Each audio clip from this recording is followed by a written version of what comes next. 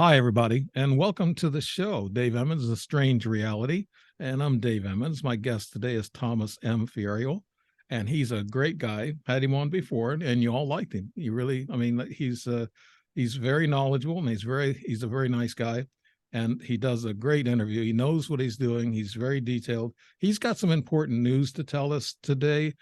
Some of it's news, and some of it's probably, well, and some of it's going to be new, that's for sure. But he hasn't talked about this before. But he's told me that he's going to be talking about stuff that he's never talked about. So this is going to be very interesting. And having him on the show today is to me, I've been wanting to get him on the show for a while, but he's been busy and he's had other family concerns and everything. And God bless him for all that. And so I've got him now. So I'm going to let you people find out for yourselves how detailed and how knowledgeable this man is.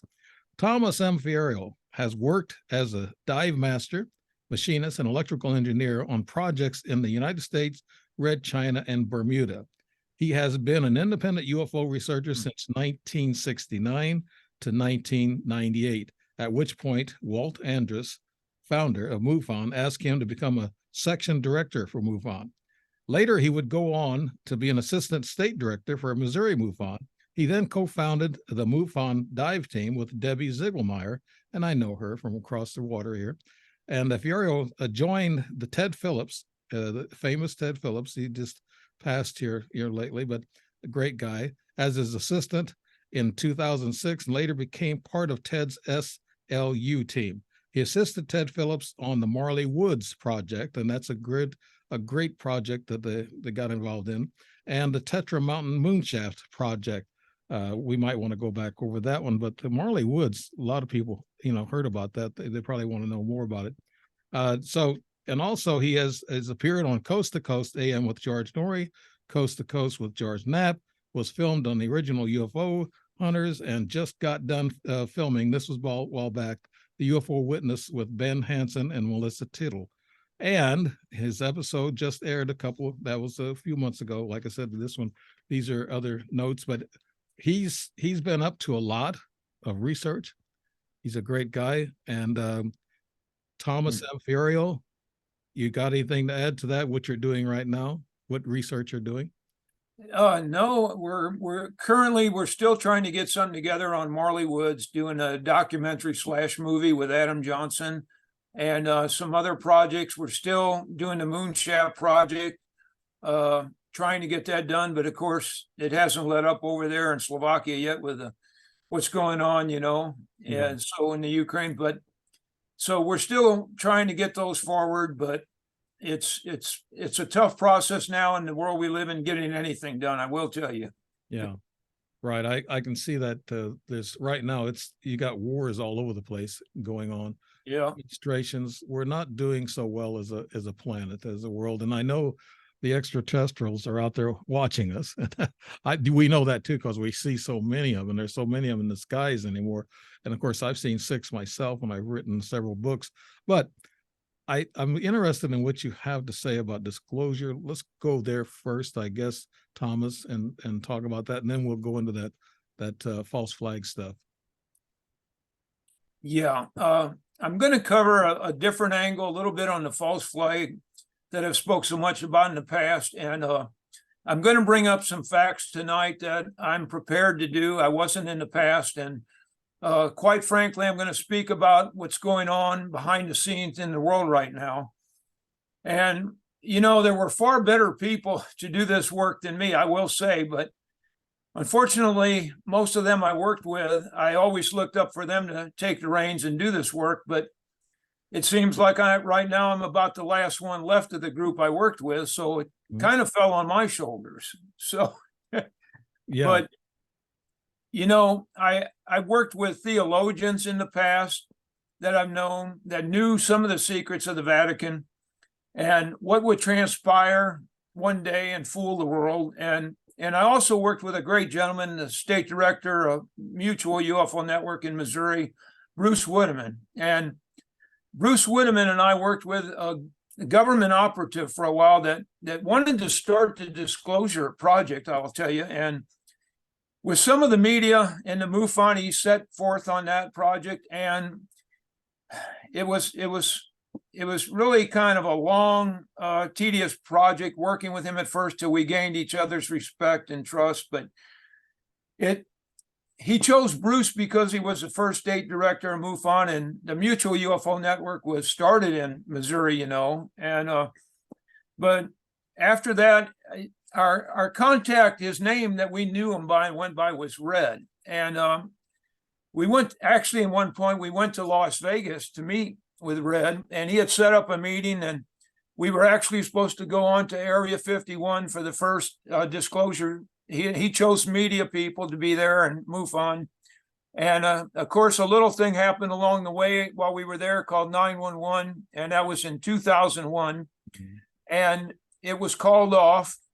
And actually, later he would ask Bruce for another meeting with us, and we actually went to Maryland, and we waited several hours.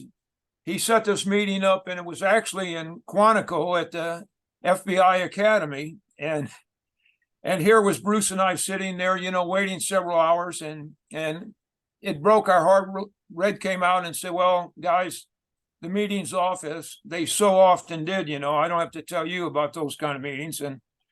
But after that meeting, I will tell you that we learned several things from Red, though. And one of the things we learned of was the government's close connection to this day with the Vatican. And that was one of the things that Red asked us never really to reveal or make public out of all the material he told us. And I never did that. Bruce never did that. Unfortunately, Red's been gone now about 8 years.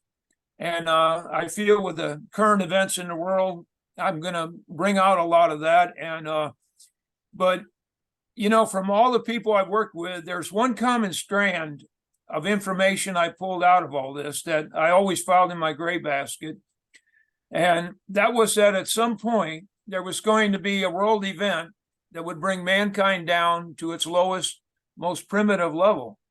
And I think, personally, my own take on that is that it's the grid going down.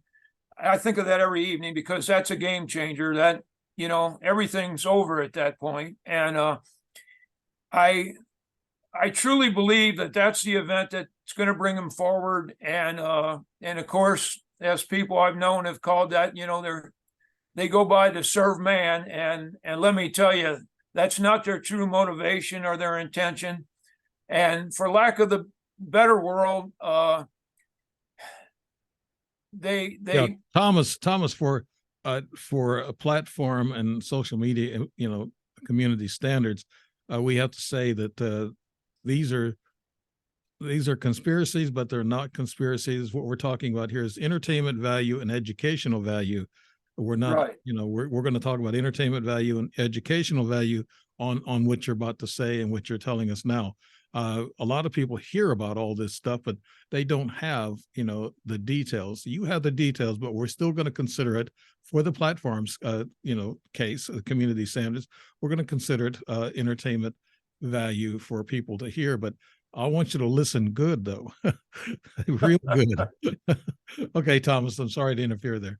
No, that's fine. And you know, this, believe me, I for so long thought I would never be the one to bring forward what I was made aware of through these people. And but as I said, their motivation is not good, and they're going to come as an alien race, and of course they're not.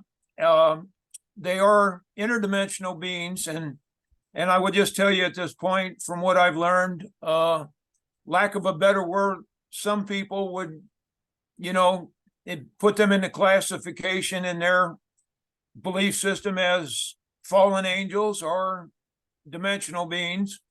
But their relationship with them over time will be of us serving them and looking upon them as their rulers or gods. And if that sounds religious, it's because a lot of it is biblical. And you know, at this point you say, well, how do we respond to this? And my answer to this is just don't believe them. When they come, they're truly evil, always remember we have the authority over them, as we're spiritual beings ourselves, and we've been put on this side with the authority, the proper authority, I might add. And now that's not to say they won't make miracles and show themselves. At some point, they'll bring down fire from the sky. They'll give us free energy, increase food production, even medical cures. And, the whole world's going to fall for this to a point where mankind is nearly enslaved by this evil. But from what I've been shown, I believe right now that there are so-called the fallen angels or beings, interdimensional beings. I actually believe right now, it's my own personal belief, but from what I've been shown and instructed, that they're working behind the scenes right now in our government, making plans, pulling the strings, and they're the ones responsible for the wars, taking down our border, the release of pathogens to cause pandemics, the mandates that have taken away our self-sufficiency and energy, and even, making our pharmaceuticals and quite frankly, anything we need. And I always say, please don't think this is political. It's not political with me, and it's far from politics as usual. Well, we hear it a lot right now on the internet about all these people that's talking about what's going on in the world. And we also have this idea, this is entertainment purposes, okay? But we have this idea, and I've thought about this too, and I've been looking at the same way you are. There's ETs running things. There's reptilian ETs that are running the underground, and people disappearing and stuff like that. So we don't know where they're going. A lot of people think it's a rapture. They just disappear. And I've seen videos. Of course, they're CGI. These people are. I wish the disinformation and misinformation would stop, and we get serious and start believing what we're seeing, or have some credibility of what we're seeing. But yeah, these leaders, it seems like to me, they're running scared. Something is driving them to make either bad decisions or warlike decisions. We're talking about all over the world. We're not just talking about here in the U.S., but right. All over the world, like you alluded to. I'll go, Thomas. Go ahead, Thomas. I just wanted to elaborate my thoughts with yours.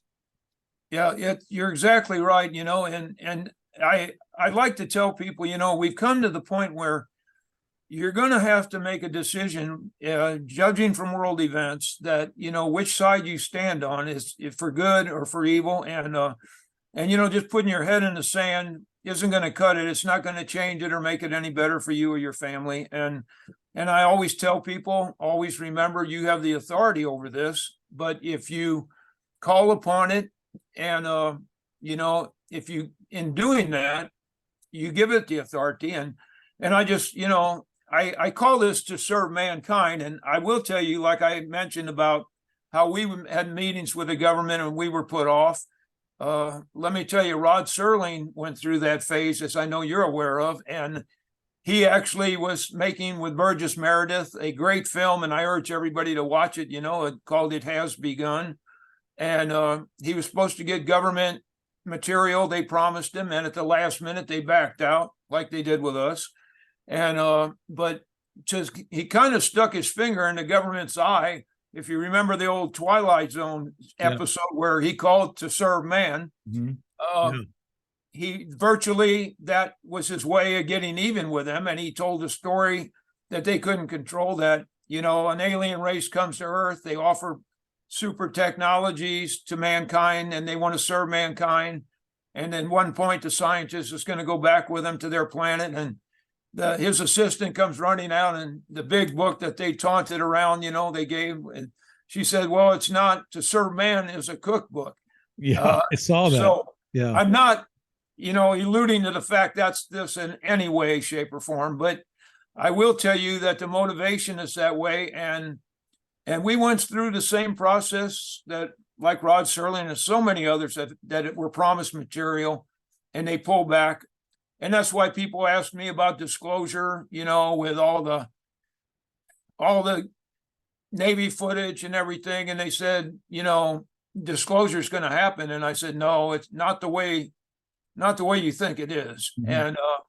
And now they're recanting on all that material, So you were correct about ancient history. they called them gods, like in Egypt and everything. And these creatures look like either Nephilim or the reptilian. That they were doing things to really mesmerize these people. They thought, it to them it was magic, but we know it's Yes. technology that they had. This goes back 260,000 years that they've been involved in our DNA. But actually, I heard a story that's 4.5 billion years old. That's what the Earth is. Our DNA is older than 4.5 billion years. So we come from somewhere else and come here. So that, if people take a look at history, you mentioned the Vatican. I'm interested in, there's been some stuff said about the Vatican and being involved with government, and there's other things that they're saying about them. And this is for entertainment purposes. What do you hear about the Vatican? You mentioned a while ago, Thomas.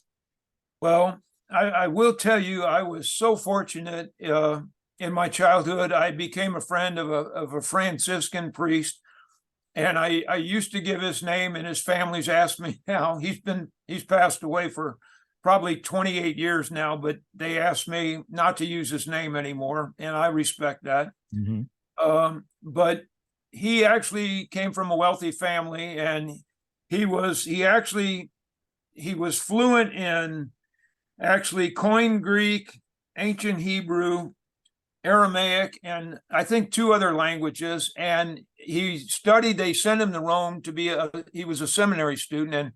And if you have that kind of pedigree behind you, they actually used him. And the Vatican at the time back then was having a problem. It's all climate controlled now, miles of library. Right. But they were battling a fungus and mold that was eating up the manuscripts, and they would bring in seminary students to decipher this. And our government, there again, in connection with the Vatican, they learned compartmentalization from the Vatican. And they would take seminary students down there. They decipher a paragraph or a page, and they would be out of there. So no one student knew the whole story. And that's the way they controlled the information. And they do that to this day to some degree. Mm-hmm. And there's actually 75-year-old scholars when they retire. They go there if they know these languages, and they still do this work. They're housed. They go there knowingly. They're not prisoners. They do this knowingly.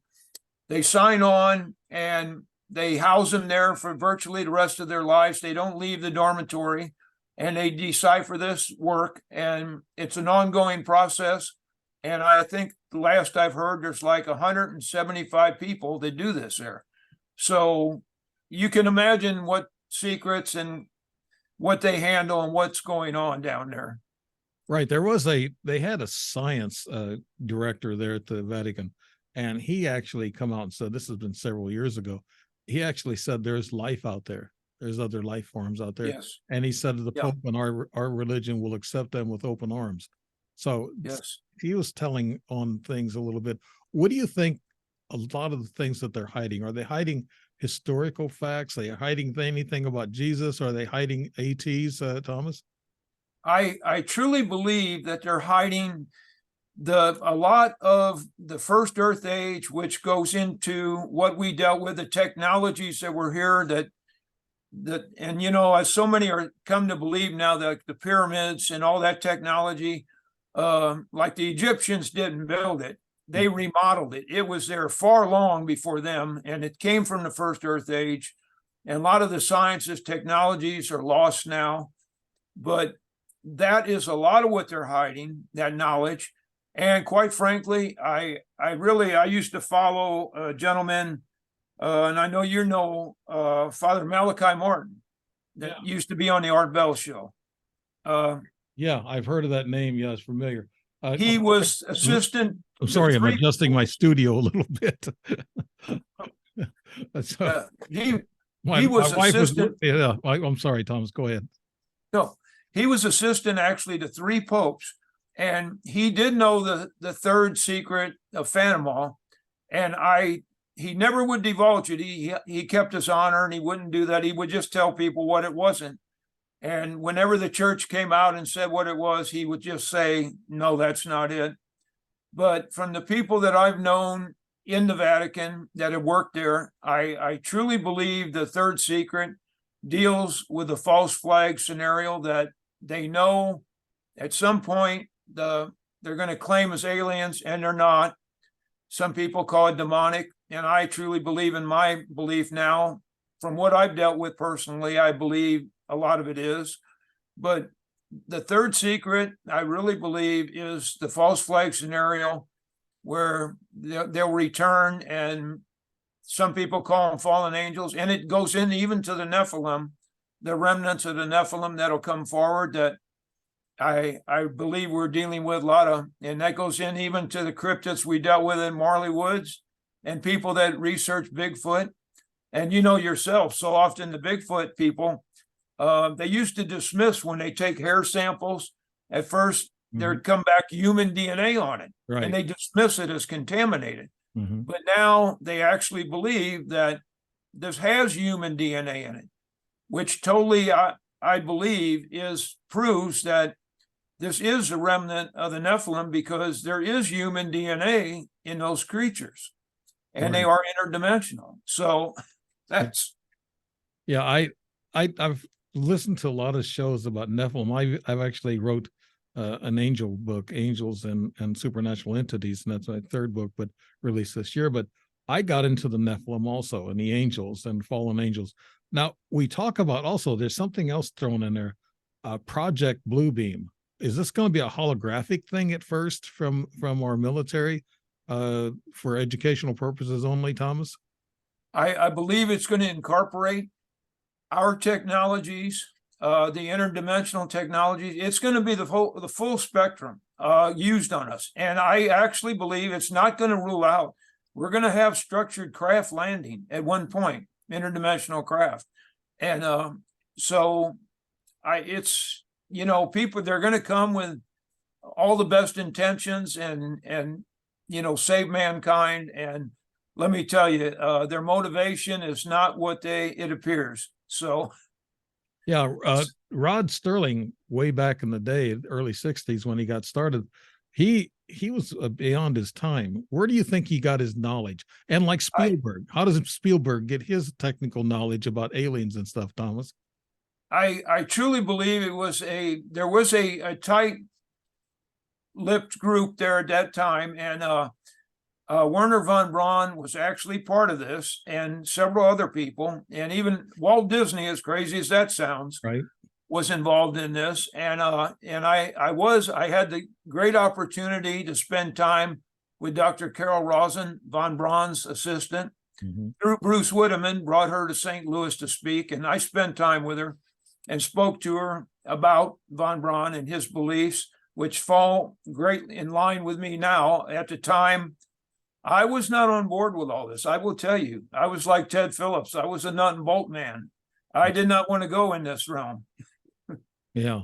So did you have people, I guess, have you had people talk to you, like the alphabet people? Have they come and talked to you about any of this stuff, Thomas? We've had connections, and our contact, I always referred to him as Red. He was not only, and I don't want to compare him to the cigarette man on the X-Files, but that's virtually what he was. And he also, though, when you have that connection, you have protection there. Right. So Bruce and I were fortunate that he at times looked after us, and but we did what, you know, we didn't share. Of course, we didn't want to burn our bridge with him. If we didn't go along with his mindset at any time, we didn't want to lose that connection. So, but it's out there, and yeah, there is that. I've experienced that in the last years, and so it's real, and it does happen.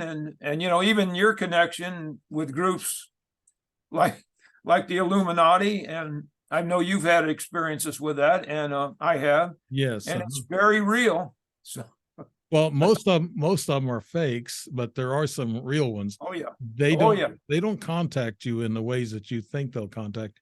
I've heard from real ones, if they want to contact you, they do it in person, or they do it straight up. They don't get you on the internet and say, hey, you know, would you want to join the group and this and that? Those are all phonies. Those are our scammers. but those I've studied some of this in the last year or so, just like you're saying. But I didn't want to talk about it. I don't want to get back out there about that kind of stuff. I want to kind of forget about that kind of stuff because I get enough, I guess little odds and ends on the computer and things that I experience. But we can go back even to John F. Kennedy, and Robert F. Kennedy says he's saying it now openly. And this is not, educational purposes, but he's saying it openly that there was conspiracies that they weren't conspiracies; they were real. That Robert, his dad was killed for reasons to keep his mouth shut, and John F. Kennedy was also killed to keep his mouth shut.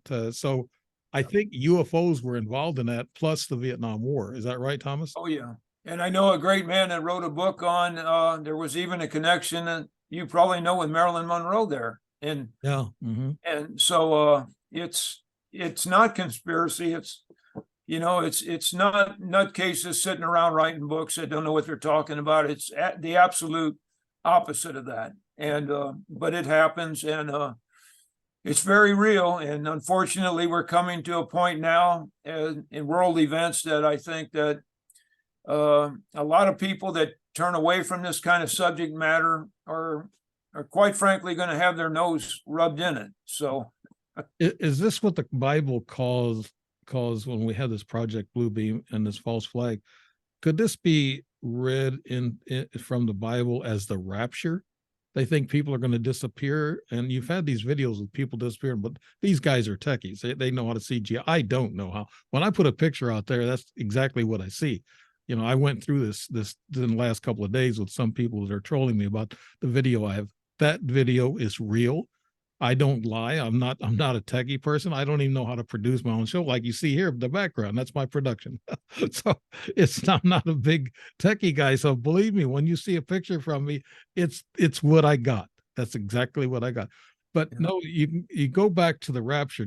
Can you associate that Project Bluebeam false flag to the rapture?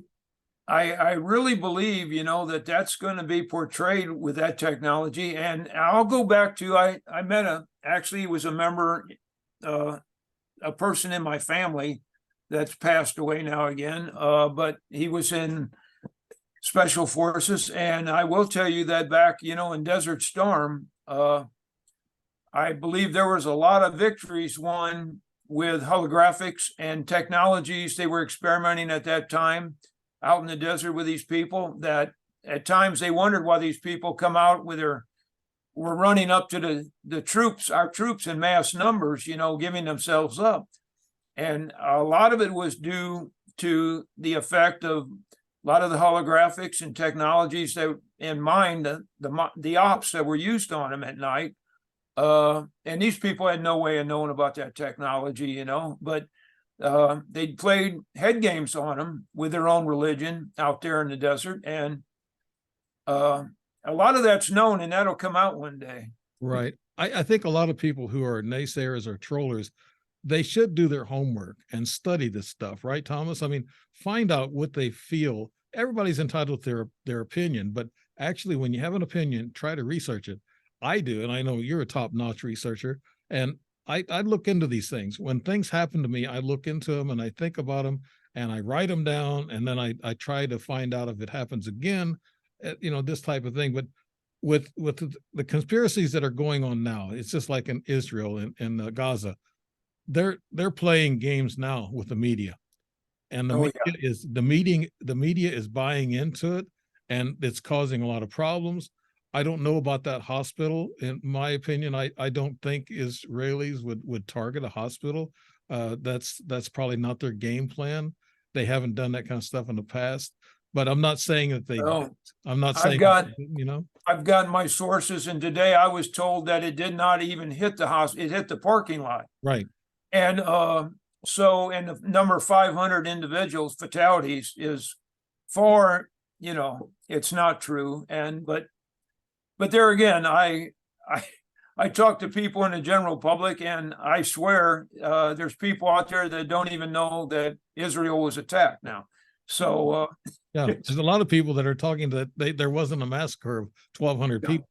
So we don't, we don't really know. This is for educational purposes only. I don't want, the platform to say, out of community standards. We have to watch our P's and Q's on this, and that tells you what kind of a society or government that we're going into, and it's scary. But we have to watch what we say. I don't like giving disinformation myself. I just said that a while ago. So I think we need to stop it. I think the news media needs to stop it before they take us into a third world war. We need to just be real and let the leaders, take care of this thing and try to get it straightened out without the hype of the media and people going crazy about protesting about this and that they don't know anything about. I don't know the truth, what's going on. I don't know the truth about Maui. There's been a lot of conspiracies on that, but I'm not going to say, that what I think what it really happened. There's a new world order that's in place, and all the big rich people, the 12 big richest families in the world, they, it's, and Putin said he's going to put a hit on a couple of these big rich cabal people, imagine that Putin is against the cabal. That's just crazy.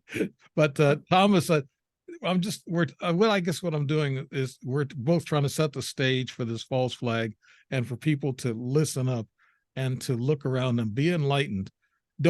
Let's don't worry about things. Like my wife always says, I watch the news and she said, I worry about stuff that's going on. I said, I do, because we never know when it's going to start knocking on our door, our own house, So that's what I guess I'm running away with this thing, but I'm setting it up for you, Thomas, on this false flag for people to listen up and what's going on today and to watch what's going on. Yeah, it's the false flag is, and even like when I spoke about, Werner von Braun predicting about that, it's a process that people are so in now to believing in aliens. And I will tell you that they're dimensional beings.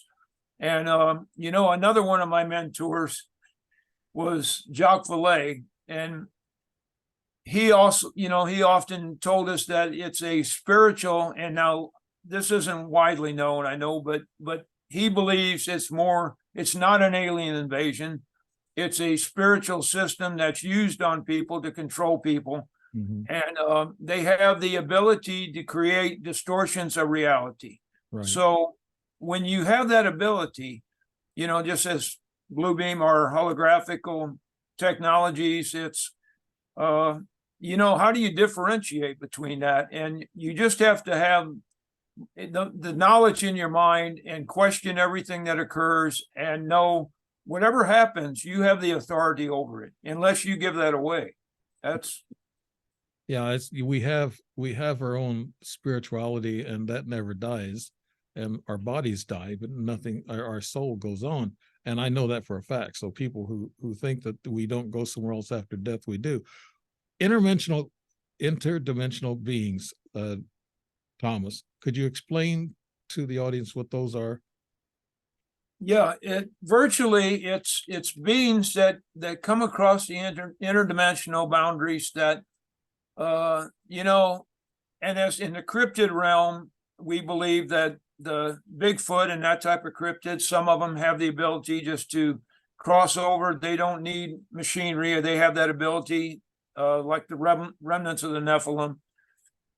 Naturally, they have that ability. So God bless the Bigfoot researchers and that out searching for hours and months for a population of Bigfoot in the northern woods. But as the Native Americans said, they're the tricksters. They're never going to find it.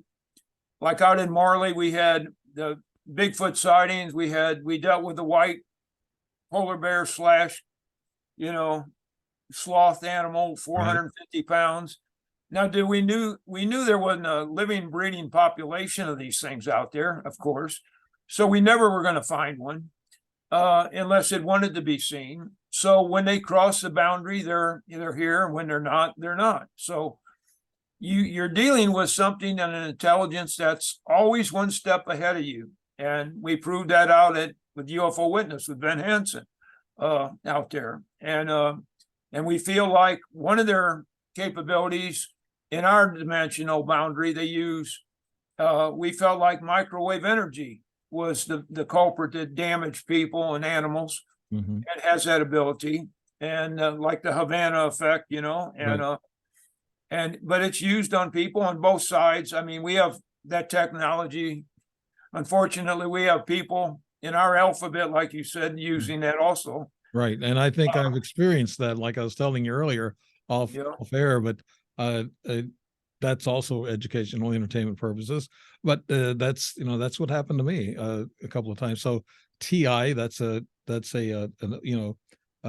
individual, that they're a targeted individual, and usually when you know too much, or if you're talking about something you don't want you to talk about, and it's still there, it's more quiet, more subtle.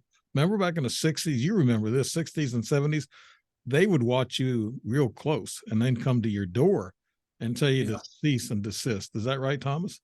Yeah, I mean, absolutely. And you know, I actually, when we went back out to film that show, I felt it was my obligation, because Ted and I were injured, and some of the ranchers at times were injured with microwave, and I felt it my duty to protect people. So like I said, I bought a new piece of equipment that had three visual cues and audible. It went from green, yellow to red, and you know, 3 times when we were out there at 3 a.m. in the morning, there again, the people in this business know that the bewitching hour is not midnight, it's 3 a.m. is usually when things kick off. But Mhm. 3 times I had my piece of equipment when I was with the people out there go from yellow, you know, green, yellow, red in the danger area. Fortunately, just for a few minutes, and then it was gone. But and no power lines, nothing around that could generate that kind of energy. I believe it was just letting me know it was still there. It was very capable, and and then unfortunately, you know, after we filmed that 6 weeks, what happens? We get home. I get a call from the family. The property owner, the older gentleman that had been out there, had a stroke out there on the property and died. And in the process, they asked me. They said, "Well, Tom," you know, I said, "Oh, I'm so sorry. You know, I can't believe this," because he wanted to work with us. And out in Marley, it's kind of like Skinwalker. When they dig into the ground, that's what sets things off. And Marley, it tends to be when we bring out strangers, it sets things off. But the family told me, he said, the gentleman, that the property owner said, "Well, one thing, you know, we got to ask you, Tom." He said he was kind of upset. He didn't think it was like you, because when you left, the next morning he went down to check the camera. And well, actually, when I was with Ben out there and we got done filming, the first thing I did, I went by the old cabin. I made sure the doors were locked, the lights were off, Mhm. the water was off. And I left the cabin, the property, and you're talking on a dirt road, off a gravel road, off a county road, gated, locked, nobody else in there. Right. But everything was buttoned up on the cabin. And the family of the gentleman told me, said that when he went down the next morning, the doors were open, the lights were on, and the water was all running. Now, there again, I feel that the intelligence out there, that was its way of letting me know it was playing games with me. It let me know it had the upper hand and control. Right. So Is this ultrasonic sound, this low vibration sound that people feel? They think it's a guttural sound that comes from the Bigfoot itself, but this is actually technology that they're using, right, Thomas? yeah, I believe most of the time it is. It's technology bound. Of course, a lot of people made the accusations that with us that our microwave exposure was due to, again, going back to the alphabet, to Mm-hmm. was doing that to us. And I to this day, I really don't believe they had any input out there with us. I don't think they had any involvement, because there were people with us at times out there that were a part of that and would have known that. And you know, we worked with Robert Bigelow out there, and you know, Jacques Vallée and Douglas Trumbull, and other people. And I can't imagine in a million years that they would have used this on their own. I won't say people, but people they have worked with. So I do believe it was dimensionally based, frequency driven from the other side, and not our own in that instance. Mhm. You mentioned that the human DNA with the Bigfoot, and you mentioned that Nephilim connection. Do you think the Nephilim looked like that back in the ancient days when they called them Nephilim? Or did they just wear suits then and hide a lot of the fur? Because I haven't seen any of them talk about how furry they were back then. They more or less looked like reptilians, but they could have been the Bigfoot, the Nephilim. We don't really know, do we, Thomas? Yeah, I truly believe that it was actually a genetic. There again, the fallen angels breeding with humans, which that wasn't supposed to happen either, is what formed the Nephilim in various manifestations and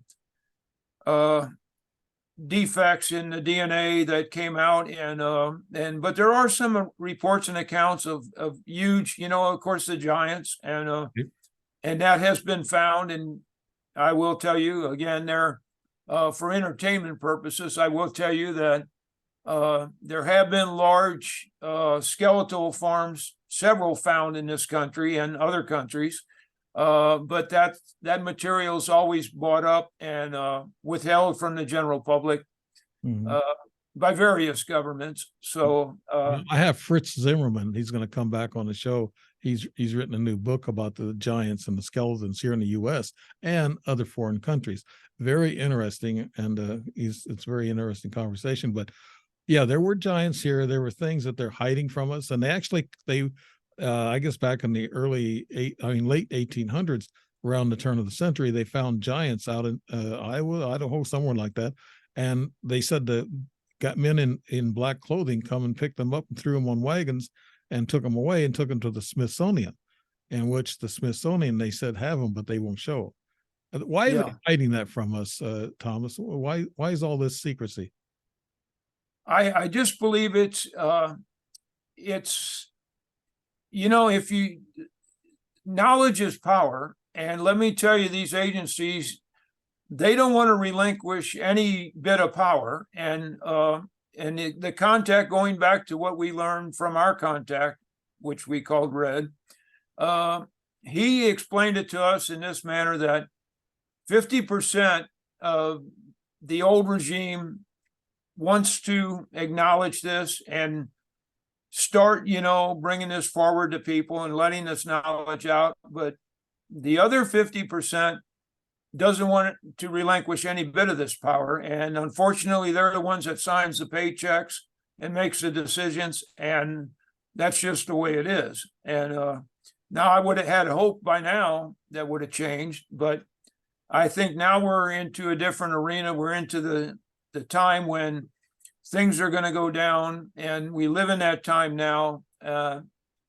Again, the false flag scenario, which they've all, and I believe they have been preparing for this moment biblically and for quite a few years, going back, I'd say right around 100 years. So yeah, I think it's throughout history.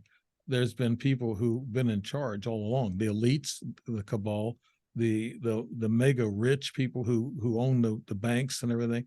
They control the money, so they control us. That's what controls us, is money. Also, false doctrines that were being taught, false history that we're being taught. A lot of times the history is hidden from us. And I get so, like, today, it's all culminating today. What do you think's going to happen to us individually, Thomas, when this all goes down? And this is for educational purposes or entertainment purposes only. What do you think's going to happen to us little guys on the street? I go back to, and I'd warn people. I'd say, for me, this is not a feel-good show. Believe me, I've put off talking about this for a long time, and been advised by other people not to go where I went tonight. But like I stated before, right now, because the main thing I'm looking at, and I know a few people yet, we virtually our country is borderless now, and that's not by accident. And there's a large population of people in this country right now that are waiting for the orders. And my greatest fear is that the grid goes down. And to a lot of people that doesn't mean much, but let me tell you, that's a game changer. When the grid goes down, it's all over, folks. The government's their own figures in 1 year that at least 2/3 of the population will be gone in the United States if the grid goes down. Mhm. So life as we knew it is over. Yeah, we And don't have to put a disclaimer on that because that's talked about all the time about what's going to happen when the grid goes down, because our grid is so sensitive and it could be Yep. easily taken down. And they said that there's about 3 or 4 spots in the country they can knock out of transformers and it yeah, will go down. So yeah, I we mean, talked about it. This is not conspiracy, people. I mean, this is no, about no, it's been practiced. There's been 2 substations taken out, practice rounds, I believe, on the West Coast and East Coast. And they claim that if the right one, as little as 6 substations could take the grid down. And you're talking about possibly 6 people there, maybe more, with a rifle. A good rifle sniper now could do this work from a mile away. And how do you catch that? You can't. And then that's not even going in to the EMF effects, the natural sunspots, Yeah. or an EMF bomb. right. And so my greatest fear, but now I will tell you, along with that comes, when that happens, the savior that's going to come with all the technology to save mankind, I believe ET, which isn't ET, is going to make itself known and pull everybody's rear end out of the fire. And they're going to, whatever we need, they're going to supply. And if you question that, let me tell you, they're either going to lock you up or throw you in an asylum because you're crazy for questioning that. There's a lot of empty camps across this country, right, Thomas? Oh yeah. Yeah. Also, what are the ETs? We know there's ETs. I know. I've seen them, actually met them, and they're humanoid ETs that are amongst us, like Dr. David Jacobs. I just found the book in one of my old boxes here yesterday, and they walk amongst us. And these are humanoid ETs. And I heard they are the worst kind. They are the ones pulling the strings around the governments around the world. This is for entertainment purposes. Let's just say it that way, but it's probably no doubt true. I mean, I've met some of these humanoid ETs, and people think, well, you're crazy, Dave. No, I got pictures of one. So, but what happens with the extraterrestrials, the real ones? Are they going to intervene and do anything, Thomas? I truly believe a large, and now this gets complicated, but I truly believe a large, and you know yourself, I mean, when I was with the Mutual UFO Network, I think back then, years ago, I think it was up to 64 different species we were dealing with. And now I do really believe a lot of that's not to say they're not real. I do believe that, and the best way to make a robotic, I believe, is to grow one, and the capabilities that's on the other side, the DNA work, they can virtually duplicate or make any type of real flesh and blood creature that they deem necessary to do their work. And but it falls into, then again, the realm, I truly believe that a lot of people ask, can this ETs or these demonic beings, how do they know they can read our minds? And that's where you have to be careful too, because from what I've learned, they can't read your mind. Now, what they can do is read your emotions. Now, reading your emotions, believe me, can be as convincing as you think they read your mind. And they can virtually simulate or be whatever you're looking for, whatever your particular creature, ET, you're looking for, they'll be there for you. Oh, And they can materialize in any way they want, any shape they want, like a shapeshifter. And back in the 60s and 70s, I just want to add this, there was a study done, And the critics against ufology used this against people that reported sightings, because you might remember these studies that whenever they'd make a science fiction movie, there would be people that would claim to have experiences or see saucers, and they would report dealing with and being abducted or seen working with creatures very similar to some of these movies that came out in that time frame. Now, I really truly believe there again that this intelligence used this. They pick up on this, and they would be whatever the individuals they were working with wanted to see or experience, they would supply that. So, I mean, but they used that to discredit people that had reports and say these people just had seen a movie, had a nightmare, and that. Well, they were dealing with a real deal when they were dealing with it. Believe me. How about, we hear all these rumors, and this is for entertainment purposes. We hear all these rumors that there are body doubles of a lot of our leaders and people that are important places. How do they make the body doubles? I saw the mask. The masks are real. They got them. Oh yeah. They got them perfected now. They can just put a mask Oh on yeah. and go into a meeting, and they think you're who you say you are because of your appearance. Yeah, I've seen some of that work, and that it's incredible. You can't tell. Somebody puts on one of these head masks, and you virtually can't detect it. Speaking, close range of these people with that, and but I do believe it goes far beyond that with the people with the interdimensional beings. I believe they have the capability to manipulate matter. And just the way we're getting now, the way a lot of these masks, yourself, are printed with 3D printers, you virtually, it not only prints the mask, the colorization, it'll come out, it'll paint them, and do all this 3D printer and everything. Well, they virtually have a method of doing that with DNA. And I mean, you can detect it's the real thing. So I do believe they have that capability. How fast can they reproduce a person in a body double, Thomas? I believe, and there again, you're dealing with time and space. What they do on their side and come through. It's time isn't a factor even. It's instantaneously, I believe. So. Yeah, I've seen all this stuff with the mask. I know that's true. And we're not kidding around about that. But the body doubles for entertainment purposes only. But it's kind of like they must do it, because you hear these rumors that leaders around the world have body doubles, and so you don't know who the real leader is sometimes, and they use different ones in different places. How true do you think that is, Thomas?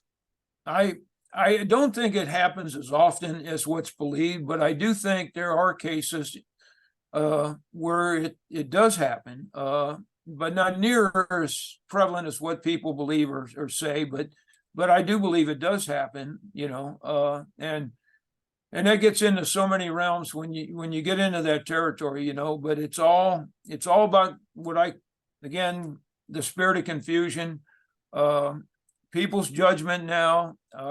You'll find a lot in your own personal life, people you come across, different walks of life.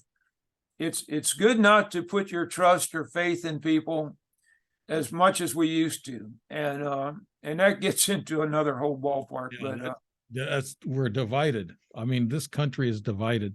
We used to be divided vote wise and political wise, but now we're getting divided because ideology and morals and policies and things of this nature, even bypassing the political scope. We're taking a personal. I run into people every once in a while that have different opinions than I do, and I run into them at the gym, and we talk, but they have different ideology than I do, but I try to remain friends with them, because that's what we're supposed to do. We're supposed to be able to talk about our ideas and our opinions without any violent name calling or anything like that. We shouldn't do that. But I think they're taking. Do you think? I mean, this is something also that could be happening, that they're using some weapon like ARP and everything to kind of set our brains in a frenzy, Thomas? You think they're controlling us that way? I do believe it's absolutely possible. And now even with the technologies that we have, I seen a demonstration one time on a documentary about just with microwave energy, they can put thoughts and voices in people's heads at a distance and localize it to one person out of a crowd. So you can imagine what you can do with that. I mean, how often do you hear people going, mass murders or people going off talking about the voices they hear in their head, and now sometimes military people even. So that effect is so real, but it just goes back to the fact that you have to question everything and be on your guard. And I hate the world's gotten to where it is, and so many people accuse me. And believe me, if people that know me, I don't do politics. I don't. But this is so far beyond politics that it's Yes, it is. it's just when you have what used to be normal commonalities, physical truth that has been obscured, and to the point where one person will say something's white, some person will say it's red, and they'll argue over that. That goes beyond politics. I can't believe what we're arguing over today, though. To most of us, it's just basic common sense, but to others, they're saying, no, we want to do it this way. I don't want to talk about what they're all talking about out there. We know what's going on. You can be canceled, and it's just like the format that we have now could be canceled. Who knows? But this is, like I said, repeated. This is for entertainment value. So we don't want to play a bad game with the media here, but there's too much of it. But I wanted to ask you too, with all your contacts and all the people that you work with. I mean, there's quite a few. I don't think you've named all of them, but they're very impressive. That the people that you work with in the past. And has anybody ever, in the last 2 or 3 years, the scientists have been talking about this, like in CERN with the devil, they said they opened up a portal in CERN in that big experimental lab there, that huge accelerator. And they said they opened a portal there. And do you think they're hiding, like in the Vatican also, that scientists are saying we are a matrix and we're a hologram? Did you ever hear any of your fellow researchers talk about that, Thomas? We dealt with portals at Marley, and I do believe that's a real phenomenon. Like Ted again, Ted said at one time, if I'd said I believe in a portal, I dealt with that, you should have just smacked me. But we dealt with them. I do not believe in the matrix as such, that we are just sort of like a complex lab rat that we're kept suspended in a fluid environment and we don't know what's really going on. I don't believe it's that primitive. I do believe that if you want to refer to it as a matrix, I do believe that a lot of the realities and what we deal with are not real, and they have that ability to manipulate us as far as general thinking and the spirit of confusion, which, believe me, I've seen that work on people, and to the point where they won't speak to you anymore. So it's but it's so complex, and I've been fortunate, and I working with Bruce Whitteman and our contacts, and we had a great individual, I will tell you, in St. Louis, Missouri, a Reverend John Schrader, which was he was a member of MUFON, was an investigator at one time, and a very knowledgeable spiritual man. But he actually, and I haven't spoke about this much, but he actually gave Ted and I the only, I spoke about Moonshaft with you before and the whole story there, that. But Ted and I, and Ted said, that, again, the original person that found Moonshaft, Ted always wanted to know what purpose these things had, what possible, and the only satisfactory answer that he ever got and that I heard was when Reverend John Schrader heard this, we heard Ted's lecture. He came up to Ted and he said, well, Ted, these things are what you're speaking about there. He said, they're biblical. They're in the Bible. And Ted looked at him and, he thought like, yeah, right. And he went on he sat us down after everybody left, and he gave us a lecture for 2.5 hours on the biblical connection with moonshaft and what these instrumentalities, self-maintaining, eons old in the ground, what they were. And I will tell you, that's the only satisfactory answer I've got, that these could be this technology that was found. So by Anton Horek, and his family. So you mentioned Marley Woods being closely associated with Skinwalker Ranch. Do you think Skinwalkers are actually extraterrestrials or interdimensional beings, shape-shifting in a way, Thomas? I think it's all connected. It all comes from the same source. It's all interdimensional. And I might just add, you might remember the episode of Skinwalker where they had the rabbi out there, yes, that did the prayers, the ancient prayers. And you might remember the response he got out there. Now, they had the same response when they brought out Native American holy men out there to do their drumming and different prayers they did. So it's you have that connection. So much happens in the spiritual realm out there. And as Jacques Vallée said, when he was out in Marley, he felt there was a case for higher strangeness in Marley than at Skinwalker. But we were virtually like one another. We each had almost the same, cases, as almost like a mirror image of what went on. Mm-hmm. Yeah, I see all these connections and shape shifting. I've actually seen a young lady that looked at me with reptilian eyes one time.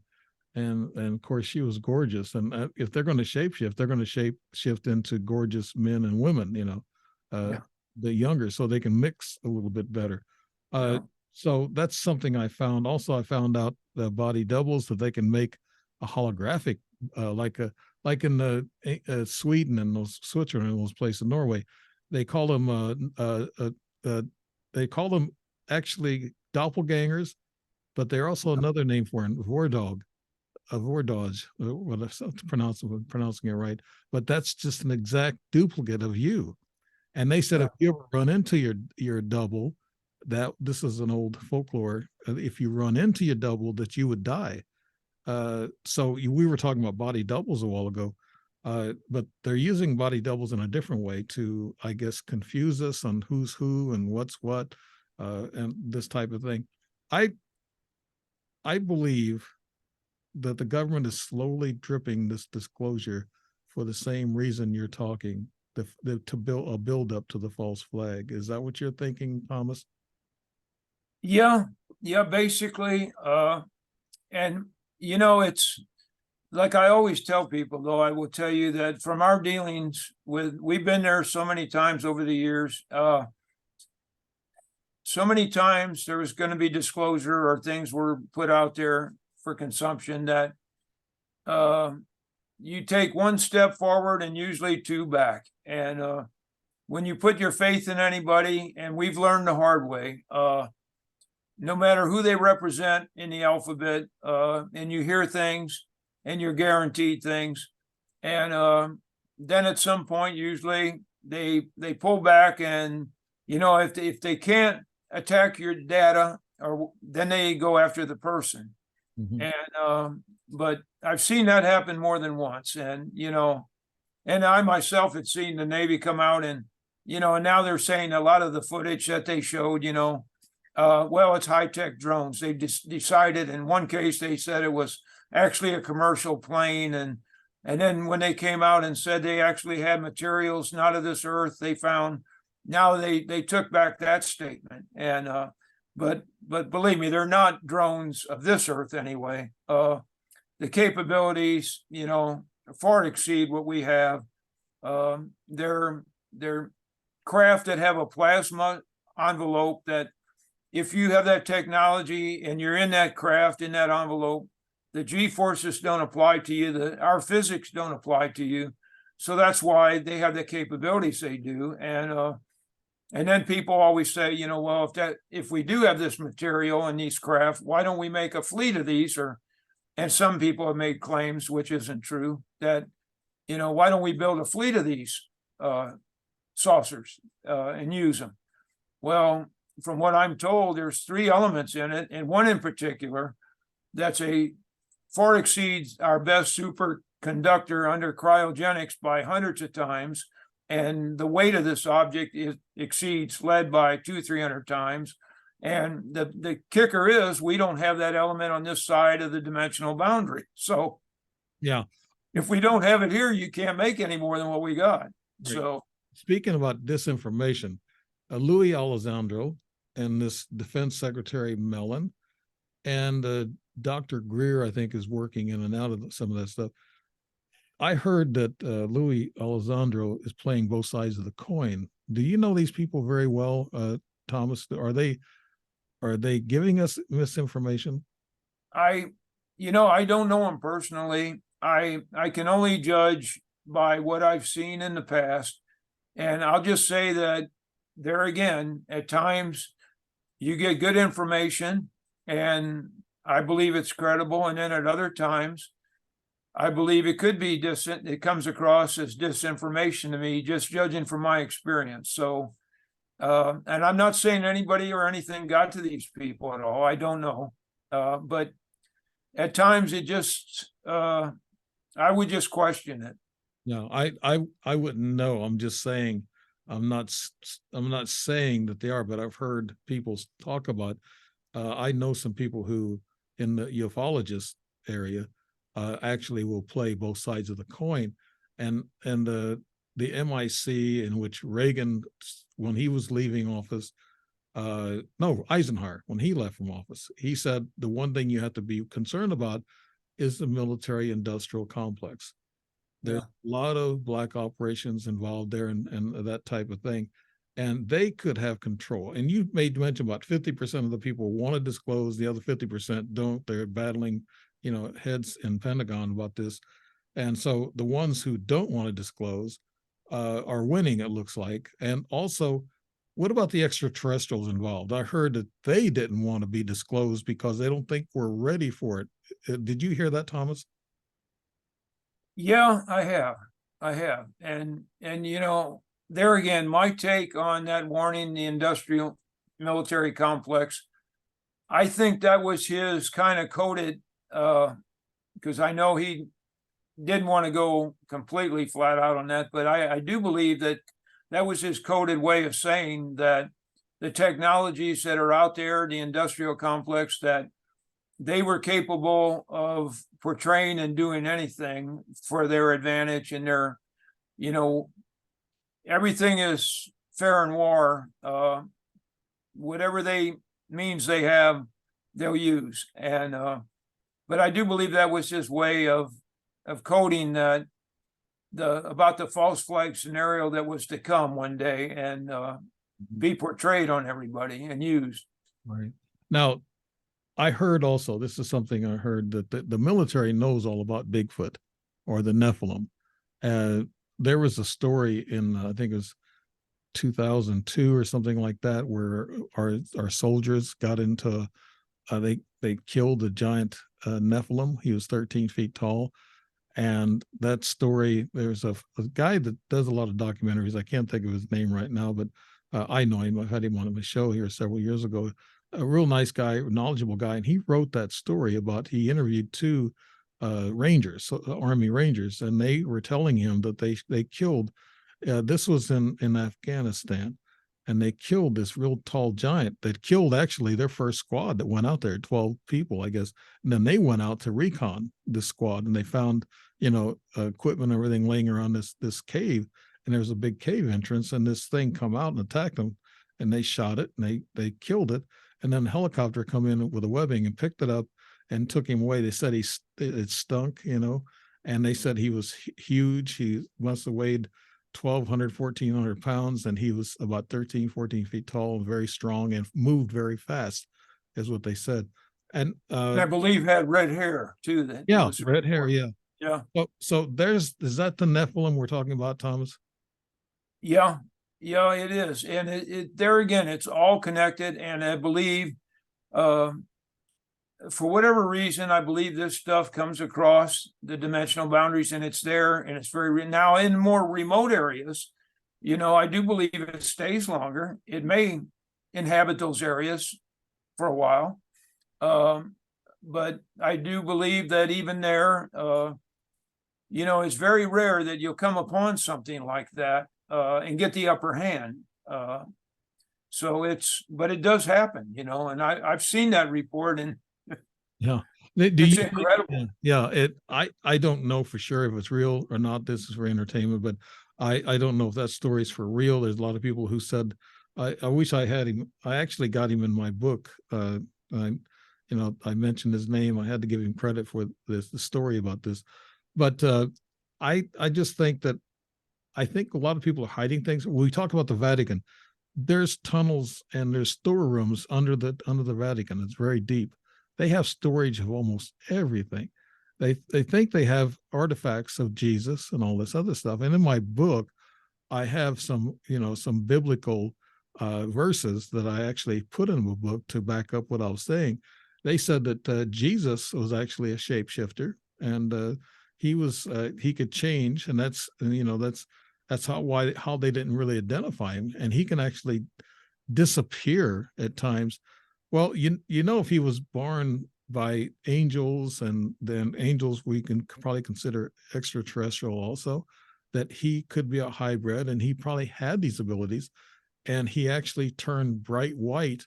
When he was, he was with his brother James and Peter, and I think Paul was with him, and they went up on this mountain, and he put his hand in the air, and it's kind of like an ascension type thing, and he turned just bright white. They couldn't look at him; he was turning so bright white.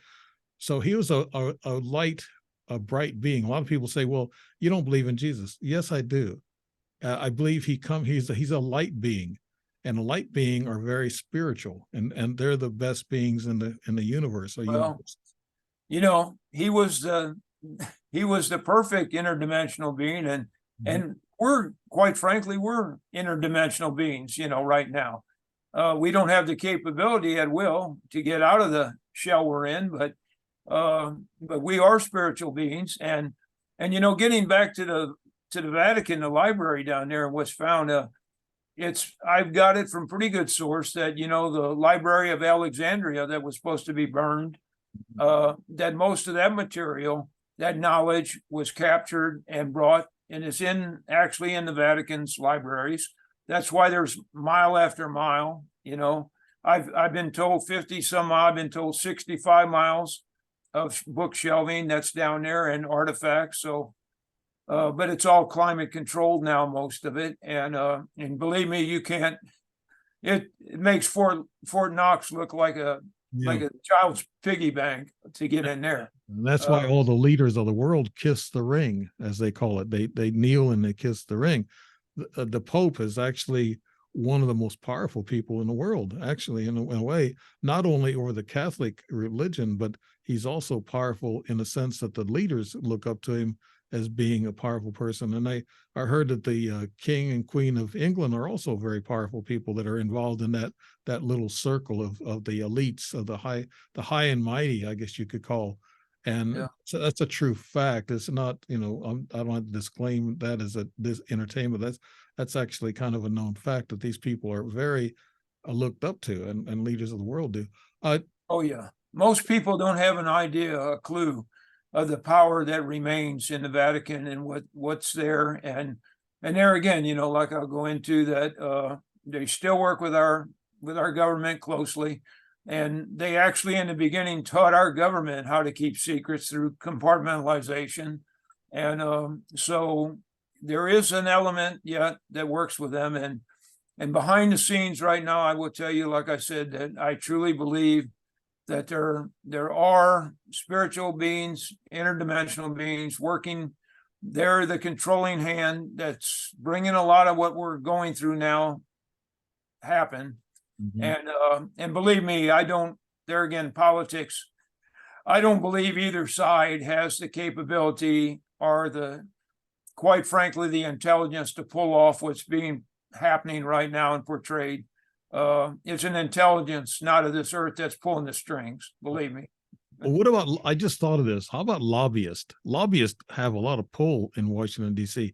Do you think a lot of these lobbyists could be extraterrestrial or interdimensional beings? I believe they've got a hand in everything, every walk, every finger of government, every alphabet that's out there. I believe right now they have a controlling interest there and presence, and that's why we're seeing a lot of what's going on right now. And I'll just say, a lot of times you see things and it doesn't make sense to us now. That's because we're not supposed to make sense of it, and it's far, you know, it goes into. I learned so much when we dealt with our contact that read. And let me just tell you, there's things I still don't feel comfortable. I wouldn't say too much in public, but I will just say even their modes of transportation, government people throughout the United States, it's nothing extraterrestrial, but they have means of transportation that I'll just say with some of our own technologies that they cannot be detected and they're completely safe. And so it's a lot of this was started in 911 when they didn't trust even flying Air Force One. You know, they didn't know what was going to occur next. Right. And but they have modes of transportation that they use when things get rough. But every walk of life, there's a controlling hand there. And I will tell you that if you watch the news and it doesn't make sense, there's probably a good reason for that if you use your own judgment. But there again, most people I know nowadays, most people stay uninformed intentionally. Yes, they do. They don't watch the news. They don't want to know what's going on. And I understand that. It's not pleasant. But you know, don't we have I want to know. Yeah. Don't we have to know enough to know what role we're going to play or what's going to happen to us? I think I tell the wife that. My wife says, you're listening to too much of this negative stuff. It is negative. It really is. The news media. And you'll listen to one channel and they'll tell you one side of it, and the other channel will tell you another side of it. And it's just crazy. And it is. You know, it is. And, you know, just going back to what you said there, I will say this, and people tell me, you know, you claim this is evil or bad intentions. And how do you know that? And well, fortunately, I do have something to draw upon. And there again, I'll connect it with Marley Woods. I will tell you the intelligence we dealt with there, its prime tool that it used to motivate people and control people was fear. Mm-hmm. Now, when you use fear as a tool and motivate people and to get your work done, that's not good. I look at that as evil. And I've seen fear used to the point, you know, whether it be cattle mutilation or horse mutilation, we could see no other purpose. A lot of this was done except to instill fear. And whether they use it as a tool all the time or they feed off it, which I believe both for energy, it happens. And I don't look upon that, judging from my own experiences, as something good. Mm-hmm. I was a combat soldier and I saw a lot of things. And I just feel for these people like that's in Ukraine and Jerusalem and in you know, Gaza, all these people that are having to die. Can you imagine? We haven't witnessed that here in the US, you know, the extreme bombing and dying in our country. We always fight the wars abroad, And I guess there's a good reason for that. It's better to fight it on the enemy's territory than at our own and get it destroyed. But the massive destruction and the human frailties, the things that are happening, it's just it's mind-boggling. Why? And like you're saying, there's some evil power that's propelling I guess the leaders of the country, I mean, of all the countries, to do this. There's got to be some reasoning behind this evil. Yeah. Thomas, I guess you've been explaining that, the reason why. Is there anything else you can tell us about the false flag, what could happen on that particular day or week or month, whatever? I will tell you, every time I've tried to put dates, or I am terrible. I've never been right putting a date on anything or when it's going to happen precisely, but I will tell you that judging from current world events and people I talk to that I know, I don't think it's that far off. And like I said, it's a shame because people don't realize the significance that, national defense of a country, if you don't have borders, you don't have national defense. And there's so much in our country right now. And I'm not pointing my finger at any nationality, anything bad. We have capability in this country now by other powers when the word's given, I truly believe things are going to go down and it's not going to be good for us. And it's going to make 911 look like child's play. Mm-hmm. And it hurts me to say that because I have grandkids and family, and the kids are going to be the ones that have to live this future that we're setting now. Open borders, people coming in, we don't even know who they are. I heard, heard all kinds of rumors, and this is just for educational purposes, that they're releasing the prisoners into our country. And unintentional. There's so many diseases coming back now. Yeah. There's cases of leprosy, polio, you name it, and they're coming up with cases of this now. Because, I am not against, immigrants. My grandfather was an immigrant, came to the United States. He came through Ellis Island. Mm-hmm. But when he came through, I will tell you, he had to have a sponsor. He had to prove his trade. He had a trade, and he was maintained till they've seen he was healthy. If he had any health defects, mm-hmm. he would have been sent back. And he thought that process was worth it to be here. Well, I went through that process with my wife. She's Filipino. And we had to spend thousands of dollars to lawyers. Right. And we had to go through the visa process. We had to go through the immigration process step by step, every year, every 2 years. And then the third year, she can become a citizen. We had to walk the tightrope, and we had to spend a lot of money to get her in here. And also my stepdaughter is a very intelligent person in international marketing. She's in Seattle, and she's doing great. And we need to bring people that are going to be productive for this country. And that's been said. And we need to vet them. And just like I went to my wife.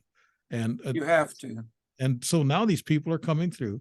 They're living in hotels. They're given $2,200 a month. And this is for educational purposes. I mean, people might get upset about, but that's the truth. This is what's been let out. The government lets this out, and they tell us. And New York and Chicago and San Francisco, they're hurting. They're overcrowded. We're in a mess. And like you said, there has to be some excuse or some reasonable cause that causes our leaders not to see this. Are they turning a blind eye to all this and letting it happen? And they're being controlled? Is that what we're thinking, Thomas? Yeah, the hand behind all this, it's not an accident. I do believe it's planned, and there's a hand guiding all this confusion and all this that happens, and it's an intelligence, and believe me, there again, I'm not political. I don't believe either side right now has the intelligence to pull all this off or orchestrate it. Right.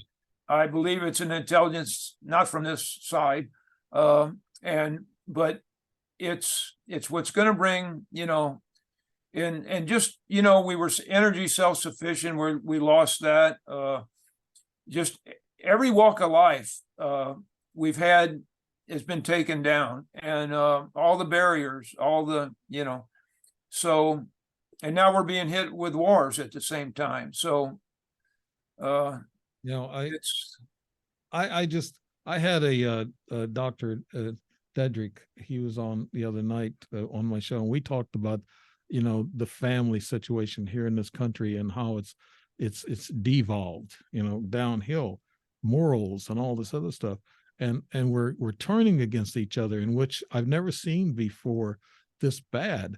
I'm not a racist person. I mean, they say, okay, you white people are racist. I'm not. I've had black friends. I still have black friends. I had musician friends who were black, and military friends who were black. I grew up that way, and now we're being divided, and we shouldn't be divided against each other. It's not a racial thing. It's a class thing. I think more of a class, not race, but class division in which they're trying to divide us up into. And Thomas, can you tell us any other good morsels or bits that you can tell us about this false flag that could be coming up soon? I believe it's coming up soon from the way things are looking. I've got my eye right now on a few things that I'm looking at in particular, and a few signs of how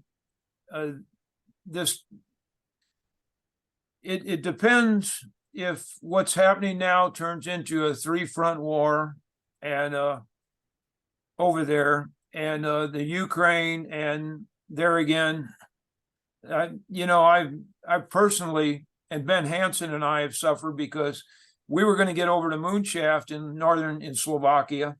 And of course, the Ukraine, the war knocked that out. But there's a few things that I think that's going to proceed, that if I see that go down, if we see a war go to three fronts in Israel, which contrary to people's beliefs, people I know far above my pay grade and some military people have told me that no country can fight successfully a war on three fronts for very long. You can do two fronts, but three fronts, you're stretched so thin, you can't really do either side justice. Right. And there again, our administration, and I'm not being political here, but they claim that they can do anything. They can, and here again, I don't believe it's any party speaking. Yeah. I believe it's something else speaking, but they claim they've got it under control. The border's secure, the border's closed. Don't worry about it. Don't look there. It's good. We got it all taken care of. They asked the other day about and they've caught, Lebanese people, 3 more of them coming in across our border. Actually, they caught some Palestinians too. Palestinians, people on the terror list, and how many have gotten through, God only knows. And but it's a combination of things. When you're told don't look here, we've got it under control. Yeah. That's when you better look. But I do believe that when we start seeing things like if Israel goes into 3 border war, and Iran kicks in, and it's just going to be a different ball game. And I think things are going to proceed, and as biblically foretold, it's going to, like a stone rolling down a hill, it's going to gather speed, and things are going to happen so fast that people aren't going to know what's happening. So, and Putin is happy about all this because he knows that we're being drained. And actually Biden even said, we ran out of certain ammunition, and that he should have never said that.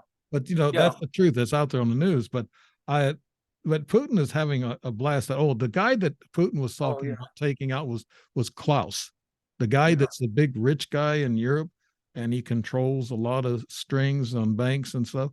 And Putin is going after him. I just thought of his name. And then there's a couple others that he mentioned, but I couldn't imagine Putin going after Cabal. I thought he was part of the Cabal. And China just rolled out the red carpet for him today, and as far as like the Ukraine, we're dealing with with a Patriot missile and the Iron Dome, in Israel, and they're going to run out, and Oh, God. and we're 7 to 8 years behind production of making those things. Mhm. We're going to run out of those things very soon, Right. and then what are they going to do? So it's a combination of errors. So we're both kind of chuckling, but I think it's just to fend off stress about all this craziness that's going on. But I think they said if we got into a nuclear war, that the extraterrestrials might get involved. What do you think about that, Thomas? What do your sources say about that?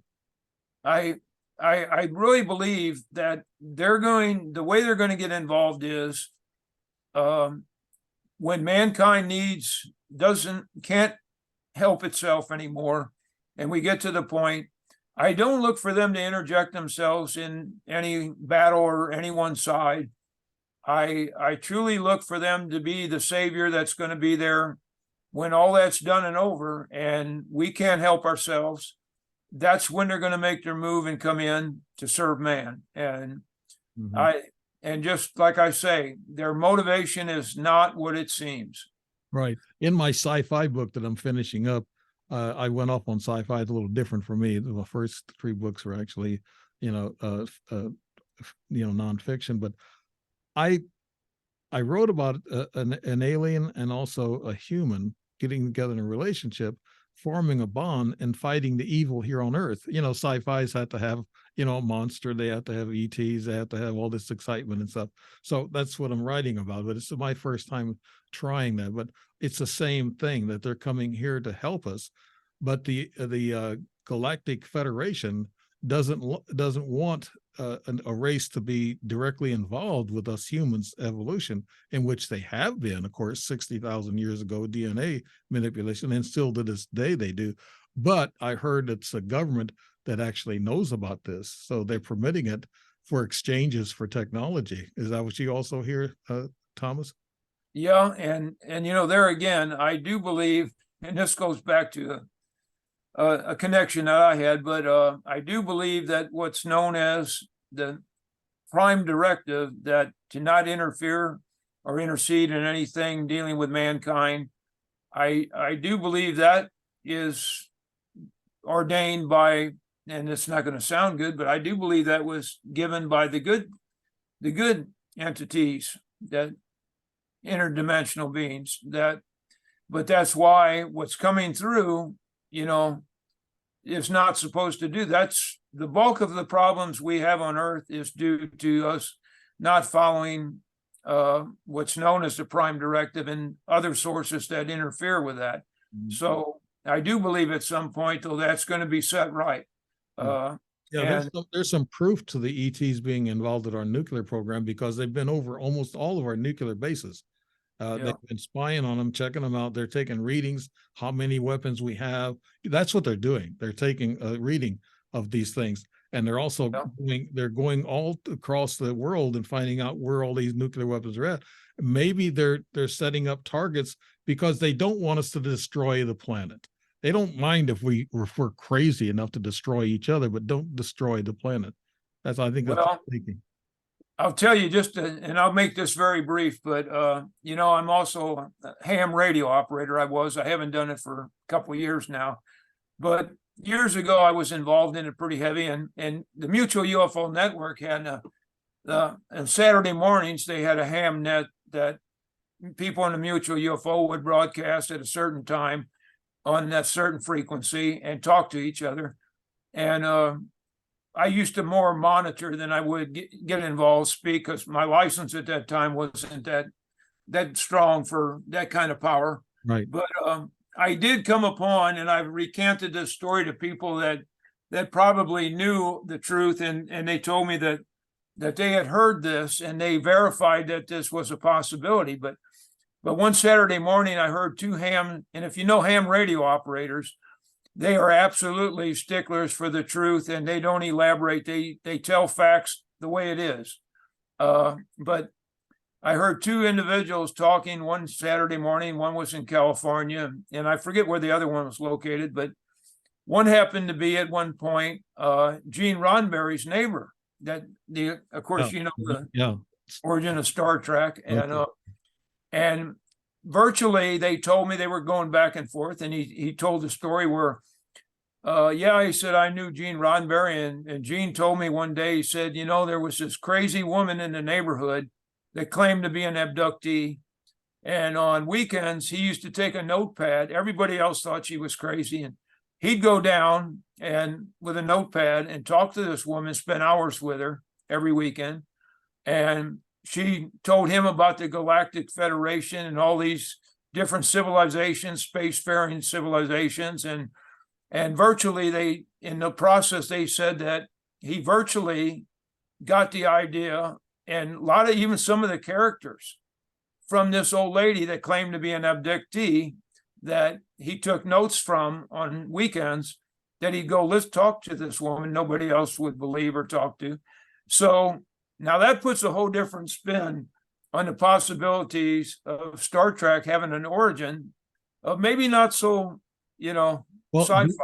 do you think though that these rich people, they can, like Spielberg, they can snuggle up to the military and find out some stuff, like exchanges?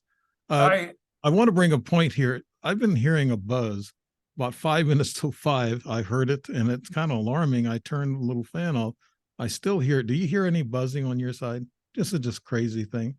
Not on my side. I am surprised that my internet's hung on this long. I've had, as you know, we usually have problems when we cover areas, and I've had a lot of problems today, the first time in months. But yeah, okay, yeah, I hear the buzzing and I can feel it through my feet, and it's weird. I don't know if it's coming from the trans. I thought I turned off the fan that might have caused it, but okay.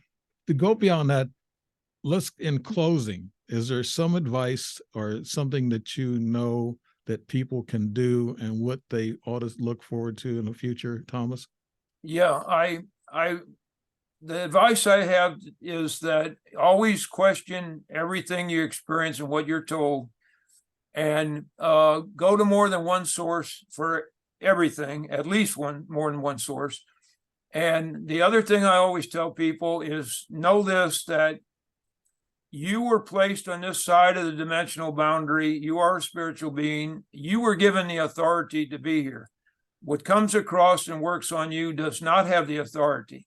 Mm-hmm. Now, knowing that, just know that when you give that authority away, and that can be by just calling upon it to come forward, and just simple things like a Ouija board, a seance, ghost hunting, mm-hmm. Just know what you're dealing with. And when you do that, you're giving this the authority to be here, and you don't know what it's capable of doing, as we learned in Marley, and what it could do on you. Yeah, it's like the dark-eyed children they talk about. Don't let them in your house. They look for permission to come in your house, and they have this on movies, like demons have the same thing, or Dracula's have the same idea. You have to let them, invite them in your house, and then that's when they do their damage. So that's sci-fi stuff there, but some of it could relate to something that's really actually goes on.